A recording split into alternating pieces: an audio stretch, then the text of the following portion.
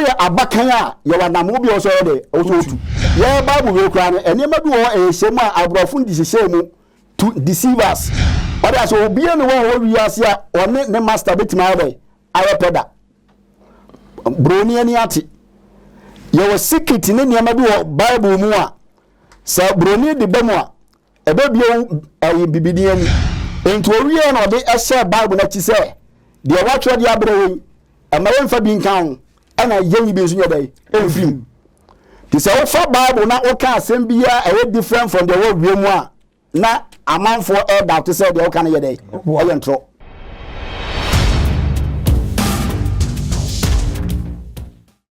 ewiase adeɛ ɛyɛ paa ne sɛ wote wiase na honam nyɛ na honam so yɛnsrɛ ɛmfa ntukwan yɛnsrɛ ɛmfa nkɔ ayie na wopɛ sɛ woma honam kasa paa deɛ a ɛne na wokɔte abigyas ɛne na wokɔ akɔwu me se frɛ abigyas ɛba ɛma ntadeɛ ɛma change ɛma duku ɛma bet ɛma somade ɛyɛ tɔma ɛma shoes ɛyɛ rings a na fa bibia fa make us hu bia de ɛne na fa wo hawo ne odadwene ɛkɔdan abigyas ɛnsan yo sɛ wo spray papa enkun papa semana papa fa wo hawo no pakɔdan abigyas na ɛba social media handles nso a Facebook Abijas Beauty Empire, Instagram Abijas_Beauty Empire.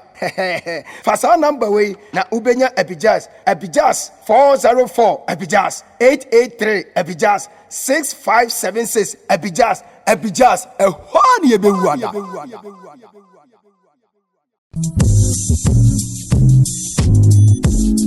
Mama Wakwa Baba, Waha Construction Company Limited. Aha, you use modern cost-effective building technologies to build state-of-the-art facilities. And yes, also provide separate ancillary services such as architectural drawings, landscaping, renovation, electrical installations, and repairs. Yeah, house management, plumbing, carpentry, masonry works, and more kakam. Ebusia for Wawa Quintum, Mwana Wapida was done. I want to Kodanda. Makam for Waha Construction Company Limited. It's a month. The Denbiara PDC Biara school done, chapel done, restaurant. From a Waha Construction Company Limited. Nantumada, who be seen the Kamadamo, Sapeda Washadamo, Washadamo, Capimabra, Ababa, Apache.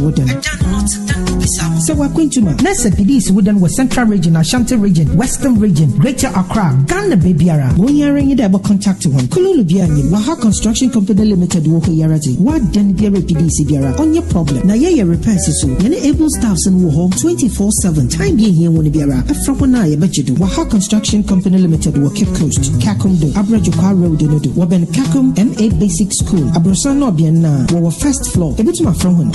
055-026-8598. Email Waha Construction Limited @gmail.com. Social media handles Instagram, Twitter, and LinkedIn on Waha Construction Limited, and Waha Ghana on Facebook. A bit my visit one website www.wahaconstruction.com. Waha Construction. No job too big, no job too small.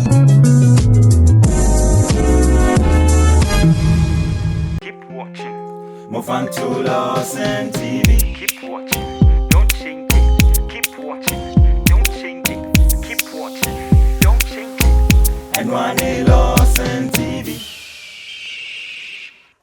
Abushia me Mwakwa eba Los and TV so. And bring us and betna. Akonya kese mu asema meka ne se Losin TV eye kasafoni aba ma wiase nyina ene ma eburu nipa adwene o monti ase so na Losin TV ekofa de ba meka o se dwumadi aye de dwumako bi na so yasene ada bia mi yotwede ampo nyankopɔ friwa sa dwumako no mo pomachi dom ama mti ko fa dwumadi ede prewo meka o se Waha Construction fo aye crowd se opese wo si dan efi ade bi e fa dan sie ho de omo pon abie di ama bra na fa wo ha odo okwa osimisi kan ibese misi dan uni plan kra be ma plan o ti ase omba betima behwe asase obesu edan no ni avedan no ni esi so kama ade ama na bibia ayefe nyas royal kente se omasa ko ho biom nyas fo se me ma wasonte se uto kente ba ko a na ya chawo ahenema anase chawo na Christmas yi na je se bibia ti me kama ade ama Abijas Beauty Empire aba ema ewiase manyina babia obi Abijas for the bra ai bra no musiesiu na ahonye fe anwo fe nyame abo anwo fe me papa apostle ko Joseph ene ka na sem se oba de so hia no na se wo ye na je se enko yi enya papa na ye wow na je se yes enya ba ko so pe se wo yire ye kamfo na fa ne ko abijas na obebo amoba e fa ma ho ne ma e de na ope panties rings everything about a madie odi wa wura abijas a ompino na ne ho aye fefe me da wase se ogusu a wo hwe me ene last week yene oso panyi hia na ochire yen abakan odi afri baby odi afri Genesis chapter 3 echo Genesis chapter 3 verse 17 to 19 odi afri Genesis chapter 4 3 to 5 and we know odi echo Genesis chapter 16 verse 1 go yi odi aba Romans chapter 9 verse number 13 and you benya reference ewo Malachi chapter 1 verse 3 na enano yes said the comment na say about what the worshipper san church we dey besrew I was say mu wie na mu toaso maye nene ye toaso ama bibia timi aye kama papa mu akoba eba Lost TV ya eja asofu papa na pom ti say Erade tumi ne ayang sahwe nti ye ho ye pa na pa joso e Erade adom ene mo pai bo dynamics chama yeah na pom adom ne ahwe o ya da Yesu ase adom ne ahwe papa we de wadaro ma osopanyi be na me na sie Vidiano dodo na nim say your friend God servant and Estapia Junior. Wow. Meda Anointed Grace Chapel. Ewo etimatim mass. Eti say onwana yene na shia. God servant. Papa Nyakupo. Papa ananu yeshia no church ni ma bi mu. Ne kwase. Ba bi odi afia na odi eba no. Atiefo na hwefo obo hwe no. Okay. Obi hwe ade a ode beto na se osu. Because ohwe ni afoso akoso na brabom wachini mpaiba wodo ose obi kura ka se akwankyere wa yes still ha no afeni wo hu se enye akwankyere bi keke na bi oye nemom oya abakan no ene ne ma ofefe no papa yembi amanfo ni bebesanka yembo mra kakra na fe yemfa nani mede emewuram na obi wo ho na afi ne wo hwe na nkoye no ade foforo aha entinu Genesis chapter 3 ho no papa boboso ho bra na yemfa mfi wo mra na afi obi wo ne na wo hwe dwumadie na afi wo no so no na dwuma aya ne clear okay so for Nyankopon nkoso nhira ho na onye okese memfa kwan wi so enchia ahwefo ni atifo bibiara ho hwe Lost TV Nyankopon nhira na onye okese pa amen na enawe mere ni ntino me se dan che hu sa last week ni hie no ye kenkai na encheche ni na ye meti ase se every firstborn child bia no asem wo abakan bia e wo wiase bia no asem ankasa ye de e wo ho enti ye start edi free abode ahyase okay abra Nyankopon bo Adam and Eve na Adam ya so wodene enti Nyankopon edome na bakan ya ye Adam ena Adam so ebewo eye Abel and Cain Cain so na eye firstborn eno so ye hwa ade esiye ni nyina na ye kenkan mu nsema am yehu se Nyankopon no odo Abel ena otan Cain edibentia Bible so miuni na koba afode Nyankopon gi Abel die tumu Cain die wanye dai wanye tumu yati ase se Cain na Adam su etinimu ti Nyankopon hu Cain se oyedai oya Adam okay pacha so on dem pa kire no okay ye free wo e banano ye be kenka ya kra e be fa baby ti se Ishmael eni Isaac die ntia Nyankopon e ma kwan e ma Abraham ene e fe ne se abawa a ye Hagar e koda ya odika ewu Ishmael okay ansa na Isaac eyedai eba because na Isaac ye bosheba ono na Nyankopon be nam so ama wiase nyina ba benya oje bosse bantu be free Sarai sanete ena no so ye kenka ya na no so ye ti ase ena ye di free wo eba ya ansa na ye ba abakenka Esau and Jacob eho Nyankopon Bible kenka Malachi 1:3 na o se na Onyankopon odo Jacob ena otan wan otan Esau ye nyina yenim se abra ya nwo Esau ene Jacob na ye nwo mu ene Nyankopɔn kan sɛ ketewa na ye Jacob no ɔno ba bedi onua panyina ɔyɛ Esau no so abra ye nyanwo mu ɔmo hye yafuruma ye nwo mu ɛno sɛ na wosi adwena ho fa okay ni nyina na ye kyerɛkyerɛ mu ekosi sɛ de yɛde bɛtoa so ɛnam sɛ emre na ama ekwan a yɛde esi hɔ no okay papa Nyankopɔn hyirawo aminhyirawo menim sɛ ɛnɛ na obi ɛhwɛ yɛne a nadwe mu ayɛ ne fan na de yɛde bɛtoa so no papa ɛnɛ de na o ɛde ma yɛ papa cho ɛya na wahwɛ camera na yɛde nkɔbɔ sɔfo ɛnɛ nso yɛsɛ toa so okay na dan sɛ de na heat ni sitie ne sɛ de na ensɛm no si ɛkɔ no na anodin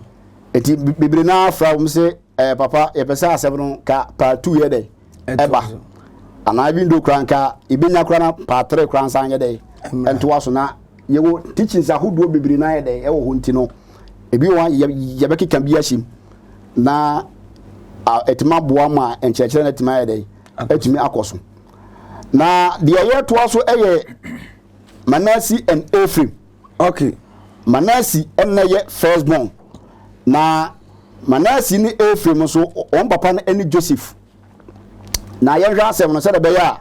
ebitumi anya nkyerɛmu ni yi. Eti yɛnkɔ Genesis 48. Okay. 13 to 14. Mose ngoma idikan. Eti yɛ aduanan wɔtwe nkyekye mu ayɛ dumiɛnsa. Genesis 48:13. Wɔse na Joseph fa wɔn ba no nyina de wɔse so Ephraim mu. Mepaje utie. Pa. Wɔn sɛ Jacob ne ba ɛne Joseph. Ɛna Bible say na Jacob wanyini. Adumra enche na Nyankopɔn ɛba bɛfa na ayɛ akɔ.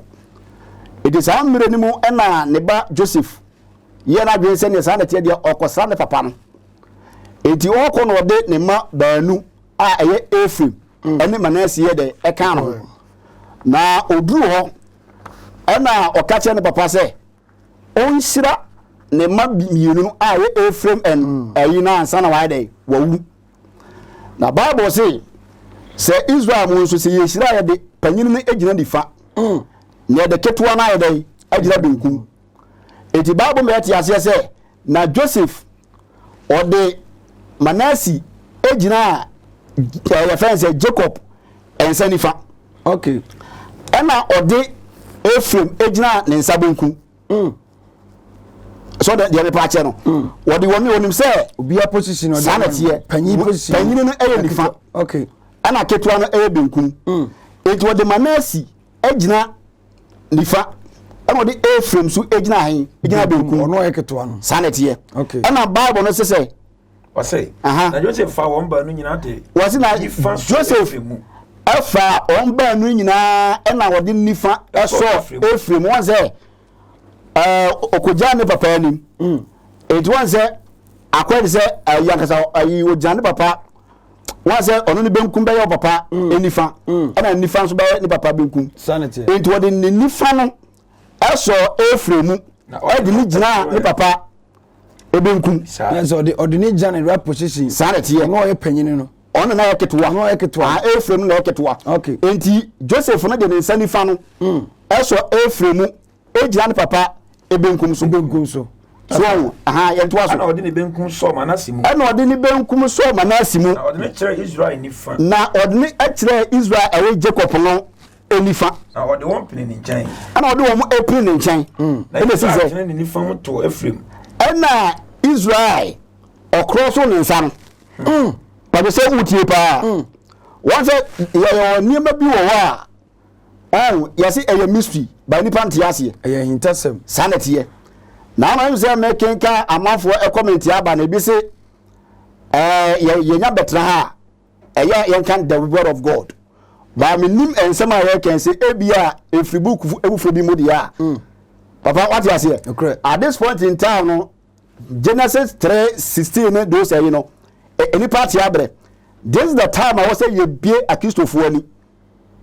So because nema bi wa unam wonte ase abrabo bi wo ha kyese akwankyera hodo se na wonyeye as yesterday na no problem fa na wede fa na ofam odin kuto nyina bi so eti Bible say na Jacob okroso de nsa no ana wodi benkum no ebe so Manasseh a wo ye panyinim die bentia oya bakan sanity eno me dan so what do I say enti prophetic ayi de protocol de onipa bia ntimi sesa no no nipa da se ni bia no betima ya dai asesa because sana nyame ya dai asato wo enti okroso ne nsa no ana wodi benkum no abato Manasseh a wo dai wo ye panyini ne so ana wodi ndifa no kwoto wa so Ephraim so na yentie asemo kan o say be ti eduna ni mu bio o say na Israel tren ni nifa eto Ephraim a oye atifi o tren ni nifa na eto Ephraim a oye hwan kuma no atifi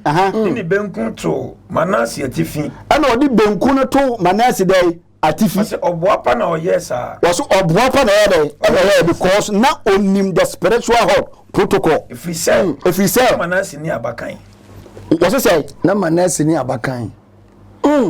if we say na Manasseh oya abakan enti Joseph na oyodifo Jacob na oya prophet oyodifo enti ba spiritual protocol na oya dai onim otiase okay ariase enti Joseph na onte sunsum niema na ne papa Jacob dai na se and of an physical because ba hunama panyini na wase ejina nifa na ketwa so ejina benkum na yede akoba asai na yede kuma abejina nifa na se yede ensa nifa na to kuma so ede benkum na koto panyini so because wo sheda na yesa esanse na Manasseh oyedai oye panyini to aso kwa ase ketwa bi to yen to aso kwa ase ketwa so okay enti ewiase na ena hokwa ewiase na ena hokwa ti se obetra ase na hoka se obi wo a em se one other year by the say oso obi wo a oye eba panyini enso obi ye ewiase obi onim de obi ye no wo yimu obi ye no kokuom me God servant unu de ye no kokuom last na em se sofales e ka se wo ye abakan but abakan be a none what the year because there are certain things be ne your spiritual protocols be a breaky what breaky enti ama esu nhira ne emu animunya na wonsa yede wonsa ka ada se men cheche na ya cheche na nchira se obi ya abakan a oni yi obetima di yi ba niam obefam eno bi so anamo bi a watuo na aboa ma sa nipa no etima duru ba bi a wa yede ba bi a waduru so edi toaso kwa aseketo no wade num no se o se say na ohyira Joseph e kan se onyankopon amajanom Abraham ni Isaac 19 nanim no okay onyankopon a waye ne me nkwa na nyina e de besim ne obofo a oyi mi bone nyina mu no okay enhyira mofra yi okay na onfa mi din ne majanom Abraham ni Isaac din emfre won wase onfa mi din ene meja Abraham ene Isaac din enye dai enfrewon na wonno so nye pi na onno so enye pi wa asase o hwie nhyira na gu om so no enhyira na o hwia dai agu won so no but o kenkan on babu won say na ka ye ka friends Jacob ma na the first born dai Reuben okay Reuben later na ekwa we no what the case na dai na ede enante ye na Reuben wo ho ena nyankopon anfa Reuben na okofre Joseph there are certain things we want nipa ha yemisa once a Bible na ya na you read no bebe na read Bible no say as a graphic bi no way dey no read Bible sunsum sem bi wo Bible mu a say ye makwa man konkon ebie ye ni a yetimi nya ne mapapa ya dey efrim so token ka kwa ase wa one say Israel abra na ostan kwa no obeyi Reuben ho ade Ephraim ka waketo ano ode Ephraim be say Reuben anan Reuben the first son okay so obeyi Reuben ho one say your friends say 12 sons na ne ma yin kwan say 12 Ruben na ya first born and so according to insurance o ken kan kwase a osisa Ruben din at the A from din by day ebe show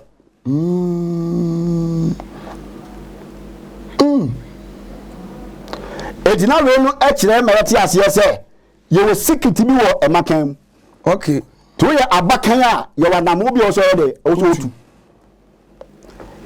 ye na ayankasa Abraham na ni nuanam ye 3 yo Haran yo Nahor and yo Abraham okay because what you say last time I can say in the olden days upon that demono yana dey say obi o ya bakan betimi Yakobon anante akosi awiye obi o ya bakan no Yakobon kwan fel no ofro so untimi mfa o ministry ni konkosi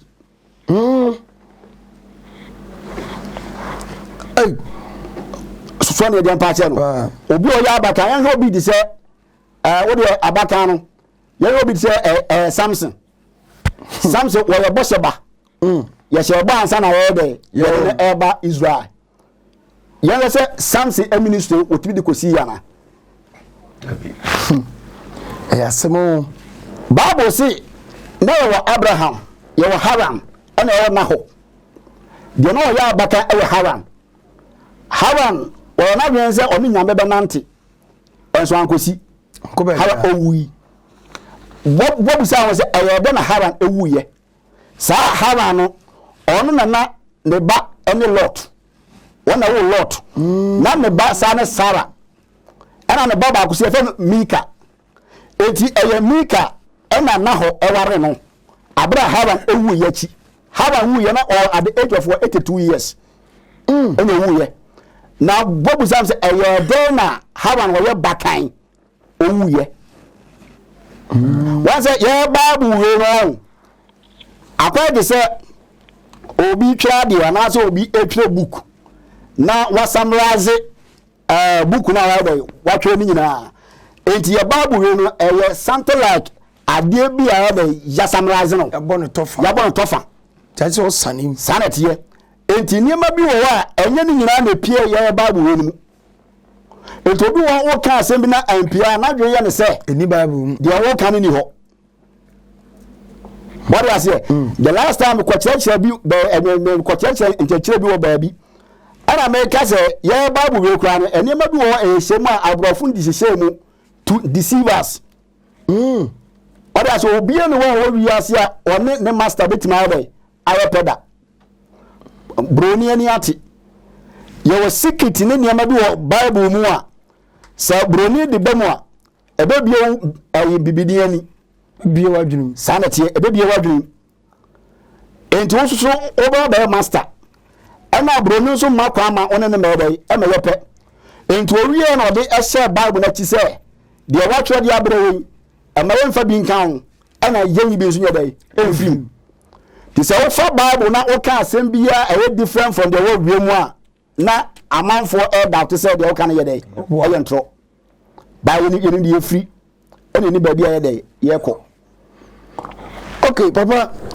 what can say bebre na yen hwa de e say from last week bepim no ba bia wo de ababedui obi e hwe yen oya bakan dia no obeye amma because wa bomb wa bibia then obeye according to Bible no obeye ama ne ho asan ama ne ichire bi kura kodi baabi no ne nsa atimeka because me kai say Isaac kachire Jacob say se beba se obekenten obeyin komi na yede afiu na je say bibi wo ho so ye e wo so ye nti then ne wo ho a wo sa abakan for se me metie me abakan me ire so ya abakan ana me first born so me de neto me so panyon me ono so ya abakan ana o first born so ya abakan first born so ya abakan na che say timi say o first born so wo ne ho adwuma me ye ne ho me akwa me tie akwa wa so because nyema bi am from ni the last week church no we go fear just me timi iri so nse ma me catch because akomchiri ma yebi Acha mountains wapi abono mountains mako e wona bi wo etotomi a remember who say ene the last week church no me wa adwuma yɛ wo adwuma yɛ ɛyɔ na me ma sase yɛ niema bi no ma wo sɛ nsakyerɛ bi ba nti ne no sɛ wo bie mu kyerɛ ne a metie me kɔ ya me kɔ wa so kwakola odi nyame na wo so so to wo so hwɛ no on so akwakote papa dede ana baka for ya ti me nua no baka for mo hwɛ me yenye ema oyo no bi nya de emfiri aso nyankopɔn hyira osofo Young Alex nyame hyira pa on sɛ enkyerɛkyerɛ no yɛ de bie nipa ani ama nipa de ate ase okre last week yɛ kan Yesu Kristo ho asɛm aka sɛ Yesu Kristo sɛ da bɛyɛ a saa ɛno mensɛm no ɛne that spiritual protocol no ebetimi afiri hɔ etina wɔ sɛ nyankopɔn na nkasa de ne ho ebesi wɔ bɛyɛ abakan ɛbɛgi saa no mensɛm yɛ de efiri hɔ eti Yesu yɛ kyerɛkyerɛ mu hu kwan a ɔfa so a ɔba ewiase enti yɛ ka abakan nyina agya ɛne Jesus patwati ase tie din kan no ɛwɔ sɛ ofa Yesu Kristo sɛ okra ɛne wagye nkwa okay so ndo pa che no ɛwɔ sɛ ɔfa no obi bɛka sɛ papa menene na nam sɛ mafande da sanete mabasu sanete mabasu medi communion the Bible ka sɛ menye bia no mayɛ ɛnso yesterday na no ɛnema nyɛ dɛ ɛntɛne unwie okay ɛno the first thing I was already also yɛ ɛna de ama akristofoɔ bebre na no ɛbrɛ wɔ wiase no no na dwe yɛ ne sɛ ɔbɛfa Kristo na ɔma ne nsa so wie a wawie ɛna no nsɔre bi nkyerɛkyerɛ no no ti ama ɛna no bebre na Bible si nimdie a memma enienti ti ama ɔma no yɛ ɛyra na Bible kura na so na esumma no nso ɛyɛ onimnyansa ɛsene hanma ko obi o le esumba no ɔprehwehwɛ adeɛ pacho on de me pacho ba hamba nso anytime bia o de nsensem bi yɛ dɛ eyi ne ho ano onipa bi ya no yɛ crowd the Christopher crowd yɛ de nka ya catch it straight say yɛ bom no be hini yɛ o si yɛ hwehwɛ ni be hu ba am say na hwehwɛ no ɛyɛ den nti papa ne kyerɛ nsem ɛno na me pɛsɛ me kyerɛkyerɛ nipa na nipa dɛ ɛte aseɛ no enti wo be fa Kristo awie o na yɛ sɛ okra ɛne wagye nkwa deɛ ɛtɔ biye mu no fanse oni Yesu nante training mu ni nyina no bɔne ne nneɛma ahodoɔ bebre no ɔmfa ho yɛ dɛ ɛnhyɛ mu biem ɛnkwa gye de wanya ba asase so yedi a nyame de adua asase so deɛ gwawe ne ɛbɛyɛ den sɛ onsa bɛyɛ dɛ onsa bɛka yedi a wasase so deɛ ɛbɛyɛ den cause adeɛ bie Nyankopɔn ɛde adua wasase so biara no ɛwɔ nhyehyɛyɛ the last time I can say Nyankopɔn God is what is a principal God nyame once am bo adeɛ biem ɔbɔ ne bibia we no de emra ayade atintim hɔ ti adeɛ bia mra ho ti so fa mra no so a na de ɔhwɛ de wonsa ayade osaka okay so ne pa che no enti ɔbɛfa Kristo wi a saa kwankyerɛ we sei ayade ehia pa every first born bia no ɛda ɛyɛ okrada okay ɛda ɛyɛ okrada unya sɔre anopa o sɔre anopa upia bontia the first person a ubehiem de bia no ɛwɔ sɛ woyɛ no adɔyɛ Yehowa first born bia no sɛ o se wabɛgye Kristo agye sɛ o mom magi ni niye pache we no ye ayan sa Kristo for dia okay pache so on me pache no ko bi wanante Kristo mu ache wani Yesu anante sɛ da na wo kan atwea mountains wakobi wabosu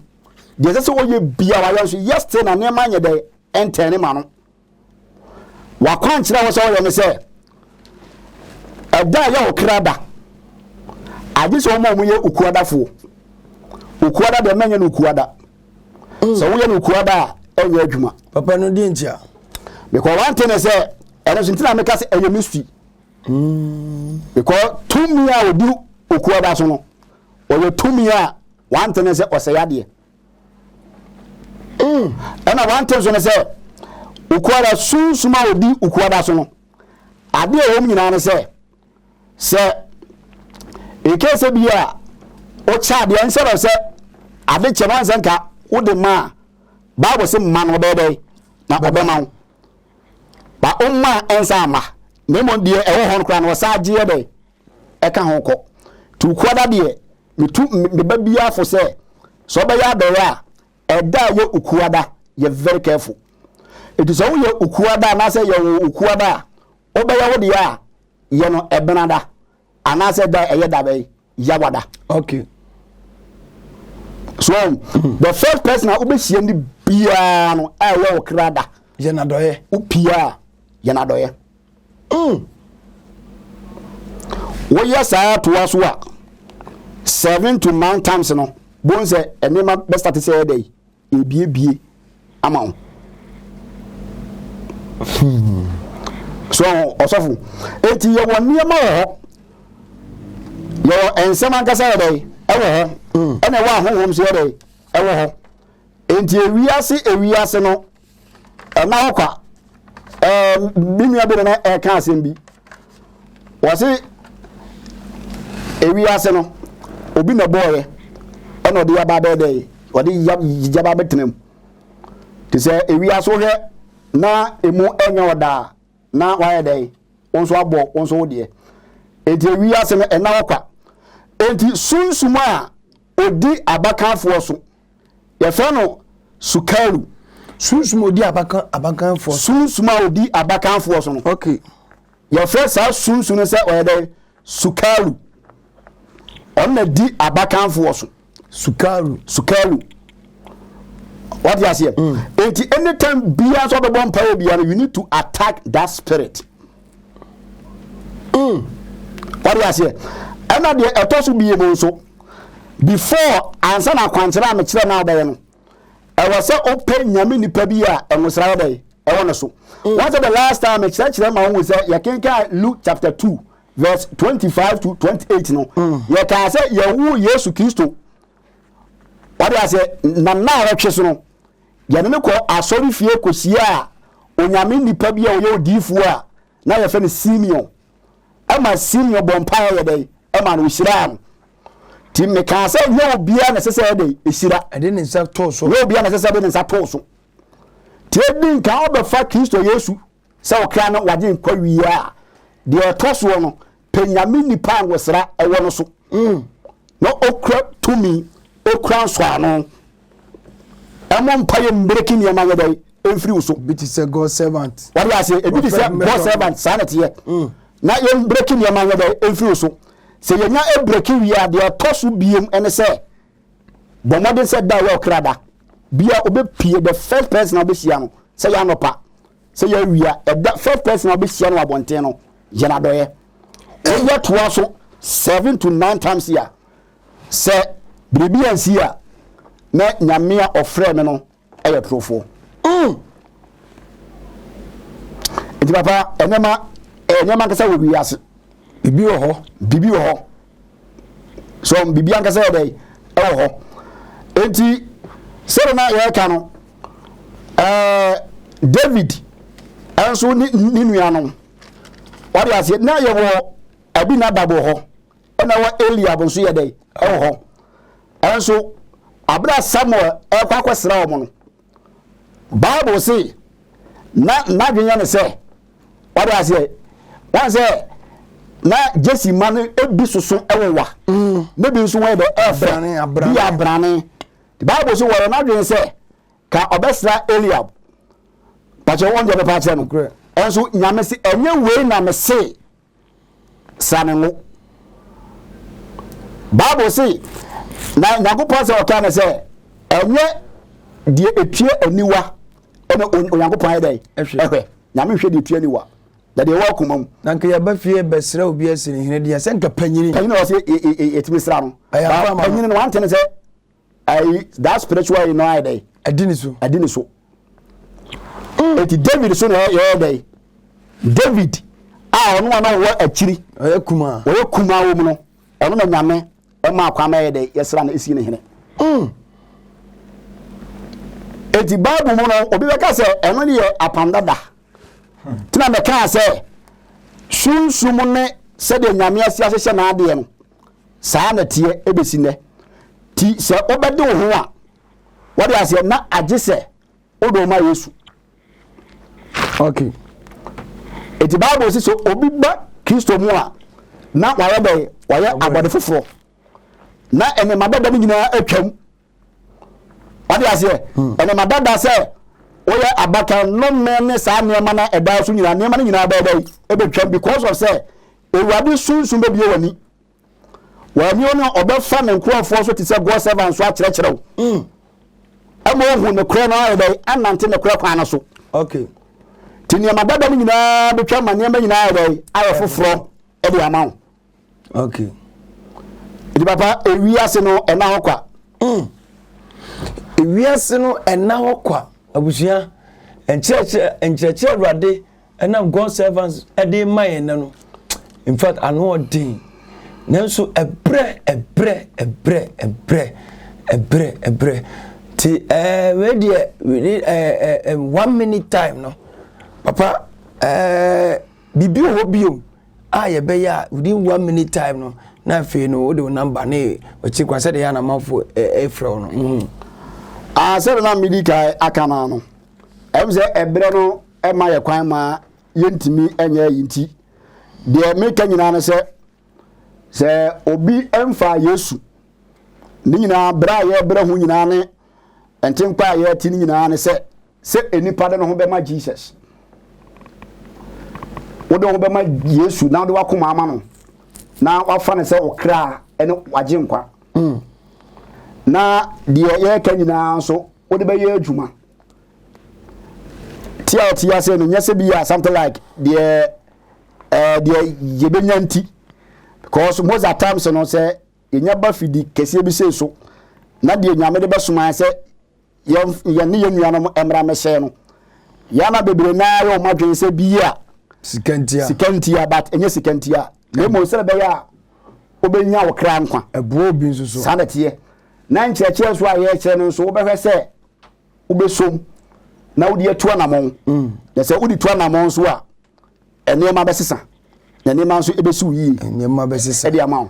enema besesa enema besu yi papa we de wadaroma asem we de yebesa hiane nto aso. Okay. Yebesa hiane nto aso pa because baby enema ekɔ no ano ɔden papa do number betu dwana ohwefo bi ene otiefo bi tie na so hia o personal ɔno akasa mediana God servant Ernest Apia Junior meda asori a eye Anointed Grace Chapel ewo atimatim emase se opese o frame bia ensema ene yeka bia wonti enema bi yase o asembisa bi ana bia sunsum bi hawo amane bi da so kodana bi da so usi da pene wo ablabomu a me number no obetima frɛ 0246 22 1010 0246 22 1010 eno aso na say me WhatsApp number. Okay. Obetima frɛ na me ne wo atwetwe nkomo. Nice one. Papa Nyankopɔ nhyira wo. Na me nhyira wo so papa. Chama. Anye. Pom ti say. Adomo. Fa Odino. Abraham. Osankane Abraham. Papa, o say Abraham ni nuanom no omo yese. Abraham ni nuanom on say most at times no according to the Israel no na yemfa ma enkan na ni nuanom emerema no mo ye miensa ba ko de Haran ona panyini. Okay. Na Naho ene wo Abraham na wonderful. So what to be enye loss into wa wonte Abraham na papa de say wo mi busa wa hwem na wo Abraham wo oje obe ka say be tina yen kan Nyankopon asem wo Abraham na papa na ndi say krobe na Abraham ofuni papa ho okoko transo onzo sho Bible emu kyerɛkyerɛ ɛna fam